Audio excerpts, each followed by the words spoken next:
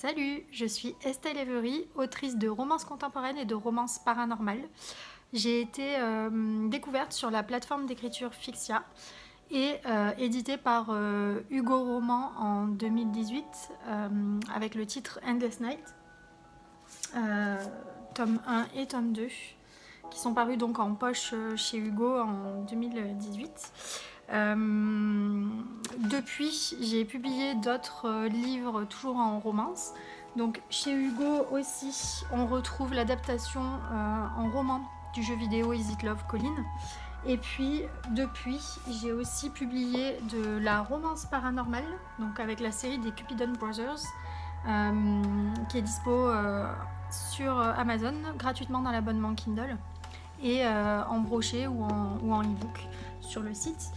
Depuis, j'ai aussi édité de la romance contemporaine, on va dire traditionnelle, un peu plus humoristique, avec Million Dollar Love en 4 mains avec Tamara Baliana. Donc ça, c'est la dernière sortie qui vient tout juste d'arriver en romance contemporaine. Et puis j'ai aussi Ambition Over Love et N'essaie pas de m'aimer.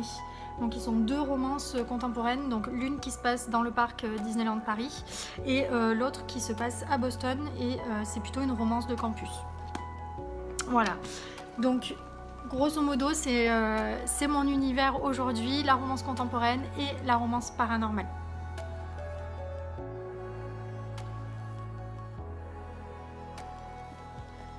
Mes deux romances qui ont rencontré le plus de succès à ce jour sont Endless Night, qui est édité donc du coup chez Hugo Roman, et en auto-édition, ma romance la plus aimée et la plus vendue, c'est Ambition Over Love, toujours une romance de campus comme je disais. Les deux en fait sont des textes très très différents. Endless Night a été écrit sur un concours qui avait pour thème Nuit Blanche et qui était un concours érotique, donc c'est un texte assez hot si on peut dire.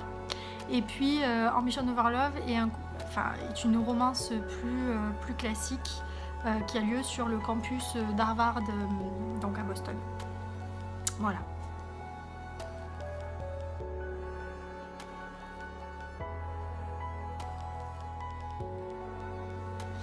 Alors, comment se passe l'écriture d'un roman concrètement? Est-ce que j'écris au fil de l'eau ou est-ce que j'ai déjà un plan bien établi? En fait, je dirais que tout dépend de l'histoire, mais globalement, c'est un peu des deux. En général, j'ai une idée de où je vais et pas forcément le chemin que je vais emprunter en fait pour y parvenir. C'est au fil de l'inspiration, et puis je laisse mes personnages en fait me guider dans leur propre histoire jusqu'à arriver au dénouement qui, en général, celui-là, c'est un aspect connu de l'histoire.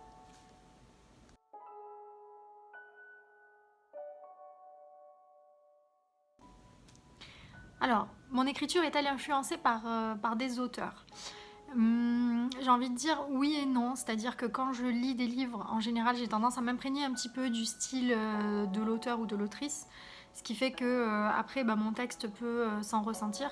Donc en général, j'ai du mal à être en phase d'écriture et de lecture en même temps parce que du coup, je me laisse peut-être un peu trop influencer, ce qui fait que comme aujourd'hui, j'écris vraiment beaucoup, du coup je lis de moins en moins parce que déjà le temps bien sûr, mais c'est l'idée de ne pas être trop influencée par ce que je lis, et donc de ne pas jouer le caméléon qui va s'imprégner de la romance que je peux lire en parallèle.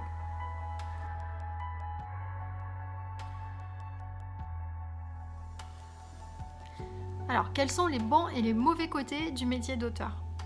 J'ai envie de dire que aujourd'hui, en étant en auto-édité, c'est vraiment un métier énorme qui demande des compétences totalement transversales, en plus de l'écriture bien sûr. Et c'est vrai que c'est un métier qui demande beaucoup d'organisation, qui demande énormément de temps. En fait, on peut passer beaucoup plus de temps en tant qu'auto-édité sur sa communication, la promotion, la création du livre en lui-même. Ça empiète beaucoup sur l'écriture, mais à la fois, pour moi, c'est vraiment un levier d'expression de ma créativité. Et aujourd'hui, je me sens vraiment épanouie dans ce métier-là. Le mauvais côté, ça pourrait être d'être un petit peu isolé, mais ça c'est voilà, c'est propre à l'auteur, hein. Quand on écrit, on est seul. Mais il y a quand même des petites astuces pour pallier cette solitude. Et du coup, par exemple, j'ai des séances de coworking avec ma co-autrice Tamara Baliana, puisqu'on habite dans la même région. Donc ça permet de se voir assez facilement et même si on écrit bien sûr pas sur le même projet en même temps, mais on peut voilà, partager des moments et discuter et avoir un côté réseau en fait.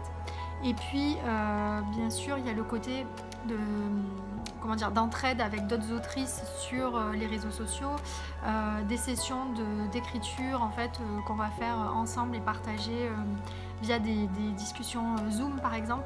Donc ça donne vraiment la sensation d'avoir un univers de travail et d'avoir des collègues de travail.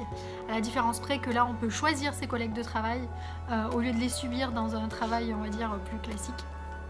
Donc du coup, c'est un côté négatif qui est vite gommé.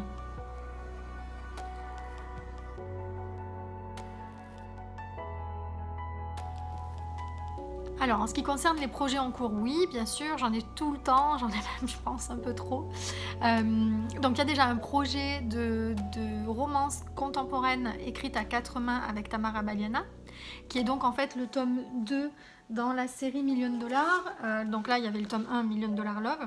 Le tome 2 est donc $1 000 000 Sunset, qui va suivre un des personnages qui apparaît déjà dans le tome 1 et qui se passe à Los Angeles. Ensuite, un deuxième projet, bien sûr, en fil rouge, c'est la suite des Cupidon Brothers, puisque donc là, aujourd'hui, j'ai 3 tomes qui sont sortis sur les 7 prévus. Le tome 3 est sorti le 7 mars et le tome 4 est prévu pour le 7 mai. Donc bien évidemment, c'est un projet qui m'occupe en parallèle. Et je suis en train de terminer l'écriture d'un roman plutôt... c'est un roman surprise à plusieurs titres, bon déjà parce que je n'en ai pas encore parlé à mon lectorat et à très peu de chroniqueuses, donc ce sera un peu le roman qui va arriver par surprise et c'est aussi vraiment une surprise pour moi puisque en fait j'ai eu le synopsis de cette histoire il y a quelques mois en septembre et j'avais laissé ça de côté parce que j'avais déjà beaucoup de projets sur le feu et que je pouvais pas gérer l'écriture d'un autre projet en parallèle. Donc je l'avais laissé un peu de côté.